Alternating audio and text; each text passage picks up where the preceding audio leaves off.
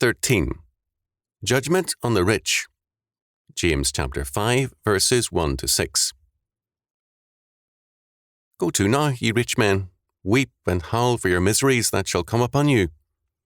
Your riches are corrupted, and your garments are moth-eaten.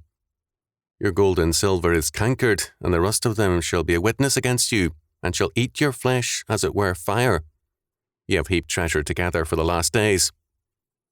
Behold, the hire of the labourers who have reaped down your fields, which is of you kept back by fraud, crieth, and the cries of them which have reaped are entered into the ears of the Lord of Sabaoth. Ye have lived in pleasure on the earth, and been wanton. Ye have nourished your hearts as in a day of slaughter. James chapter 5, verses 1 to 6. Without a knowledge of Acts chapter 6, verses 1 to 8, it is almost impossible to understand our text. In Acts chapter 6, verses 1 following, we see, first, that the early church, following and improving on the synagogue's practice, took care of all needy widows. Second, the deacons were appointed to carry out this duty.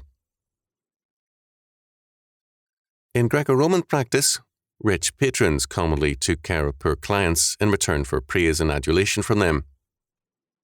Status welfarism was supplanting this practice. In Judaism, the care of the needy was a religious duty, and it was fulfilled by the Christian synagogue or church. This was, however, an era of transition, and many converts, Jews and Gentiles alike, felt liberated from old requirements. The growing emphasis on individualism within the empire left many unready to maintain the old requirements of God's law or Greco-Roman practice. Not only was the requirement of charity neglected, but the law of Leviticus chapter 19 verse 13 regarding prompt compensation was also set aside. There was neither charity nor justice. For James, this meant that judgment was on the way, as indeed it was. We find that the early church developed a strong faithfulness to charity and justice, and no doubt James's letter contributed greatly to this change. For the present, however, the situation was an evil one.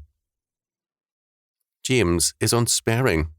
He tells the rich who are unjust and uncharitable to weep and howl because of the miseries that will soon overwhelm them. Verse 1. This is strong language, but strong too was the judgment that came. James's indictment, first, is that their wealth shall turn to rust and be devoured by moths. Verses 2 and 3. We can understand that costly woolen garments can be moth-eaten, but gold and silver do not rust, and James knew that full well. This is therefore a startling image. What James says is that the most secure forms of wealth and security will be turned against them by God's judgment. Their plans for security have experience behind them, but James's warning has God's judgment behind it. Their gold and silver will eat their flesh, as it were fire. Ye have heaped treasure together for the last days. Verse 3. A sound plan for security that leaves out God becomes a death-dealing fire. Second, they have been unjust in their treatment of their workers. Verse 4. They have held back the wages of workers, paying them as late as possible. The cries of their defrauded workers have been heard by the Lord of Sabaoth, by the Lord of hosts, literally, but the term means by the omnipotent God. Are they so foolish to think that the all-powerful and omnipotent God will not judge them? Their treatment of poor workers shows contempt, not only for these poor people, but also for the God who commanded that justice be done them. Because the working man was then a day labourer, he was to be paid by the day.